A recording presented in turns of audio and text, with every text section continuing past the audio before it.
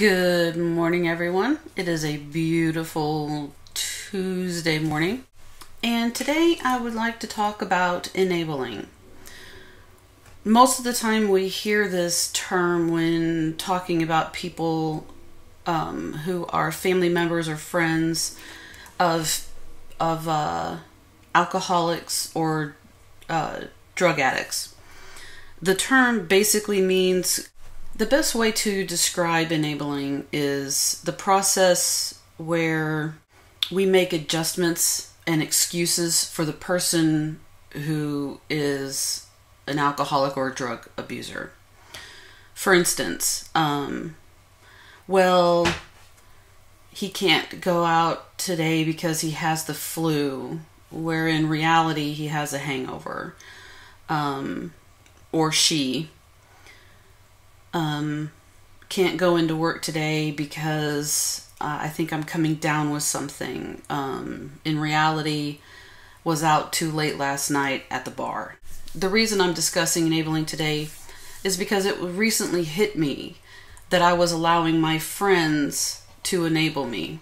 It's easy to fall into that very comfortable trap of allowing others to enable certain behaviors.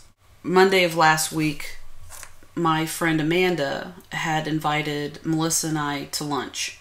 Almost immediately, I was panicky. It's so much so that I canceled my therapy appointment the next day. It's so easy and so quick how it happens. Amanda and I never talk on the phone, ever. We always chat. I was talking to her when Melissa had commented that Amanda had invited both of us out to lunch. And I remember my first reaction was to kind of get everybody to my house. What was going to be cool about having lunch with her was that her mom was going to join us. And her mother is just this amazing woman, and I just adore her. She's funny and she's charming, and it's real comfortable to be around her. She's just a really nice lady. I ended up moving the conversation to me making lunch for everybody here at the house. And Amanda was okay about it. She said, "Okay, that's cool." And then I signed off to go to bed. And then it hit me as soon as I signed off that I had manipulated the conversation to the point where I was allowing her to enable me to not go outside. And I felt so crappy about it. I felt so crappy that I signed back in and I said, "Oh my God, this is what just happened. And you pick the place where we're going to go eat and I will be there." And on Friday, I got up, I took a Xanax, and I went out. And we went and had lunch at this Thai restaurant, and we had a really good time, and it was fun. I was very anxious, but I tried not to focus on my anxiety. I tried to focus on the experience of being with my friend and her mom, and, well, they're both my friends. Once we start seeing the signs of what we're doing, it's a lot easier to change that, to change those behaviors. For instance, what I did, I recognized that I was allowing Amanda to enable me to stay indoors. So I made that adjustment and I made that mental note to stop and go out. Although I had to take a Xanax in order to do it, it was still a process.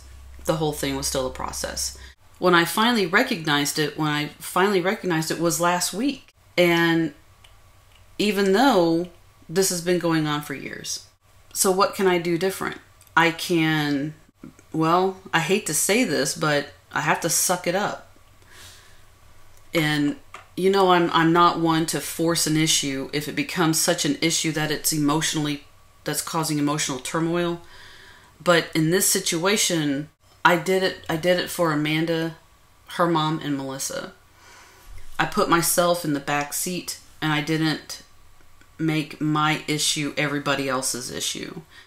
I think that's what was so important to me, is that I stopped what I was doing and I made an effort to just be in the moment with them.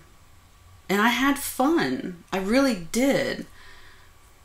The Prestique, I haven't really noticed a difference yet with the Prestique. I'm on 50 milligrams once a day.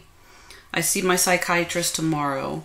I've had a few side effects, but it really hasn't helped with the anxiety yet. So we're probably going to adjust that tomorrow. And I guess we'll see how that goes. Important notice.